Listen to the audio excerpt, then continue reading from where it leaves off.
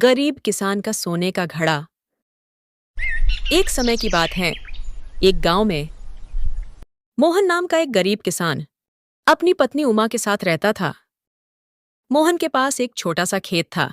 मोहन अपने खेत पर दिन रात मेहनत किया करता था और उस खेत में जो भी फसल उगता था, उसी फसल से मोहन अपना और अपनी पत्नी उमा का गुजारा किया करता था।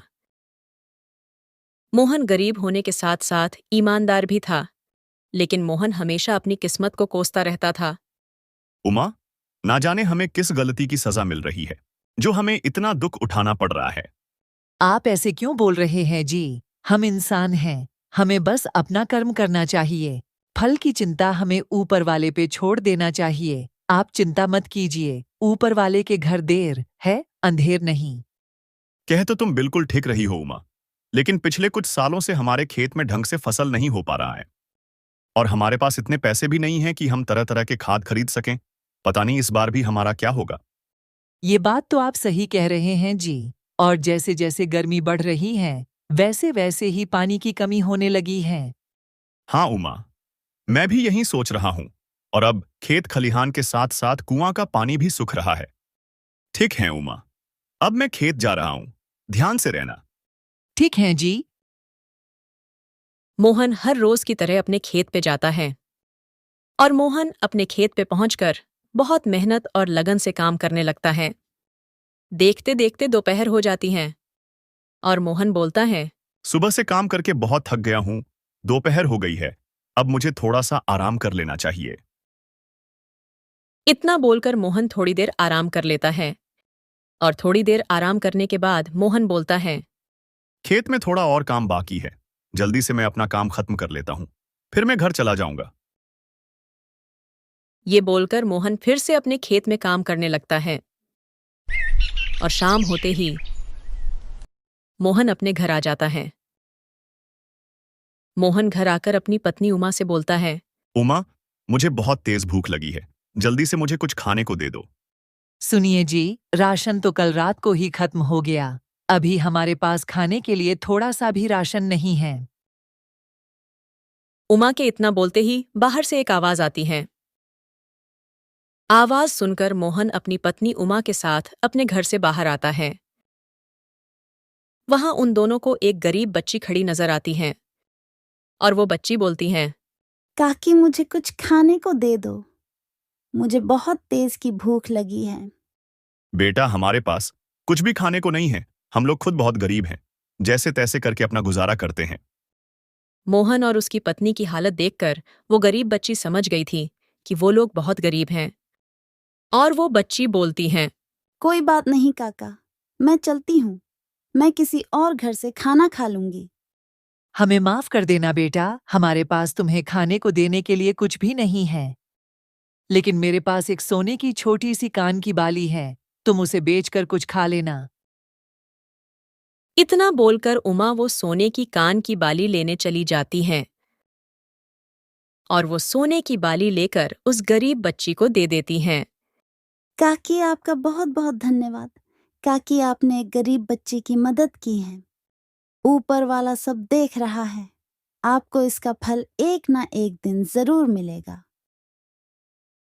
इतना बोलकर वो बच्ची वहां से चली जाती है और मोहन उमा से बोलता है, उमा, ये तुमने क्या किया? वो सोने की बाली हमारी आखिरी उम्मीद थी और तुमने वो सोने की बाली उस बच्ची को दे दी। यदि मैं उस बच्ची को खाली हाथ हमारे घर से भेजती, तो मैं पूरे दिन अपने आप को कोसती रहती। और वैसे भी अपने घर से किसी को खाली हाथ नहीं लौटाना चाहिए। आप चिंता मत कीजिए जी, सब ठीक हो जाएगा। ठीक है उमा, तुम्हारी सारी बातें मैं मानता हूँ, तो ये बात भी ठीक ही है। ऐसे ही करते करते कई दिन बीत जाते हैं और मोहन हर रोज की तरह अपनी खेत की ओर चला जाता है। मोहन अपने खेत में काम कर ही रहा होता है, तभी उसे वहां वो गरीब बच्ची नजर आती है। अरे बेटा, तुम यहाँ क्या कर रही हो? काका, पास के गांव में मेरा भी एक खेत है। क्या आप अभी मेरे साथ चलकर मेरे खेत में थोड़ी खुदाई कर दोगे? लेकिन बेटा, तुम तो दिखने में बहुत गरीब लगती हो, फिर तुम्हारे पास खेत कहाँ से आया? काका, मेरा खेत मेरे माता पिता की निशानी है। क्या आप मेरी मदद करोगे? हाँ बेटा, क्यों नहीं। चलो, अभी मैं तुम्हारे साथ चलता हूँ। इतना बोलकर वो दोनों खेत की तरफ चले जाते हैं। खेत में पहुंचकर मोहन खुदाई करने लगता है। खुदाई करते करते मोहन को सोने से भरा एक घड़ा मिलता है। वो घड़ा देखकर मोहन उस बच्ची के तरफ देखता है। डरो मत काका, मैं आपको कुछ नहीं करूंगी। काका, ये सोने से भरा घड़ा आपका है। ये आप लोगों की अच्छाई और ईमानदारी का फल है।